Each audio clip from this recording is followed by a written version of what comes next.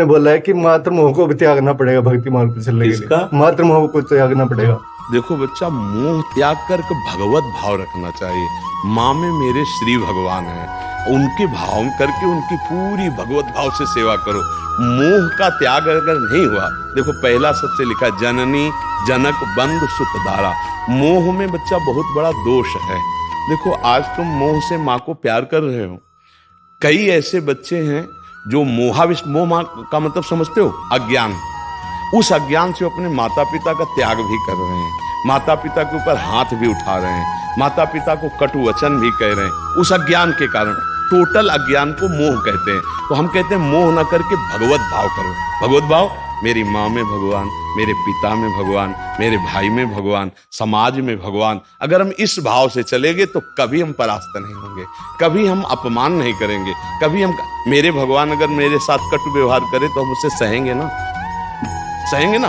प्रभु पर आपने ये चीज बोली है कि मोह को त्यागना पड़ेगा माता के। बच्चा तो प्रभु को पाना है। तो बच्चा तुम मोह को नहीं समझ पा रहे। मोह का मतलब है शारीरिक अज्ञान जनित ममता, इसका त्याग करना पड़ता है। अंदर बैठे हुए भगवान को पहचानो, यह अध्यात्म का विषय है। अगर माँ पिता भाई बंधु इनकी ममता में हमारा अज्ञान बढ़ता चला जाएगा तो हमारा जन्म मरण नहीं रुकेगा। पर हमारे भगवान तो वही है ना। तो समझा क्या रहे तुम्हें, समझा क्या रहे? मोह छोड़कर उनमें भगवत भाव करो, वही तो तुम्हारे मुंह से निकले ना, तो वही भाव रखना है। अपने माता पिता को भगवान मान करके पुंडरीक जी ने आराधना की तो विट्ठल भगवान आकर स्वयं उनको दर्शन दिए। मोह और भगवत भाव में अंतर बच्चा। मोह शरीर को लेकर होता है, भगवत भाव अंतरात्मा को लेकर होता है। मेरी माँ की अंतरात्मा में मेरे भगवान बैठे हैं, ये भाव रख लो। जैसे हम मंदिर जाते हैं तो मंदिर के श्री विग्रह में भगवान भाव करते ना, ऐसे माँ के शरीर रूपी मंदिर में भगवान बैठे हैं। और मोह का कारण होता है शरीर। और आत्म तत्व में जब भगवत भाव होगा तो तुम्हें माँ में साक्षात भगवान दिखाई देने लगेंगे। तो कभी तुम कटु वचन नहीं कहोगे, कभी तुम अपमान नहीं करोगे, उनके कड़ुए व्यवहार को तुम सह सकते हो। आज समाज में क्या हो रहा है आपको पता है? आप तो समाचार सुनते हैं, बूढ़ी बूढ़ी माताओं को पिता के साथ कैसा व्यवहार होता है। क्या अज्ञान।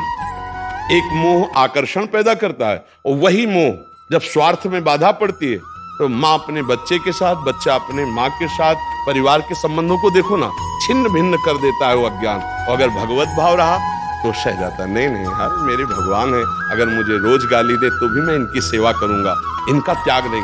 माता पिता के त्याग की बात शब्द नहीं कही गई, मोह का त्याग, मोह माने अज्ञान का त्याग, उनमें भगवत भाव रखना उत्तम बात है ना। हम प्रेम कर रहे हैं और बढ़ा के प्रेम करें कि मेरे भगवान, जैसे तुम बताया ना, और आप भी वही बोले, वो निषेध नहीं है। मोह कर्म अज्ञान की धरा में जीना ये अध्यात्म नहीं सिखाता।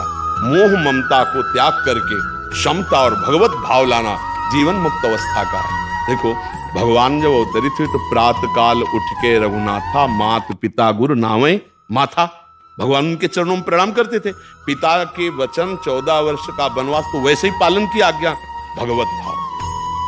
पिता रो रहे हैं, देखो मोह नहीं है, पिता रो रहे कि तुम्हारे जाते मेरे प्राण निकल जाएंगे, भगवान इस बात को नहीं सुनते, इसे कहते मोह त्याग। और भाव कितना है कि उनकी आज्ञा पर 14 वर्ष के लिए वनवास जा रहे हैं, लेकिन मोह किंचन मात्र नहीं है, क्योंकि वो कह रहे हैं बेटा अगर ये बात तूने मानी तो मेरे प्राण निकल जाएंगे, रघुनाथ तुम्हारे बिना मैं नहीं जीवित रह सकता। तो मोह होता तो रुक जाते ना कि नहीं पिताजी आपको ये वचन नहीं मानूंगा, पर आपको कष्ट नहीं होने दूंगा, मैं नहीं जाऊंगा। अगर मोह होगा तो आप ऐसा कर देंगे, लेकिन भगवान ने क्या कहा? पिताजी वचन है उनका, हाँ चले गए ना, तो देखो मोह नहीं है ना, और पिताजी के प्राण निकल गए ना।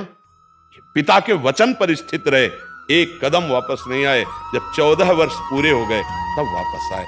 ये है भगवत भाव। हाँ बस भाव से चलो बच्चा। और देखो नाम जप करते रहना, अगर आगे बढ़ना है परमार्थ में तो नाम जप करते रहना।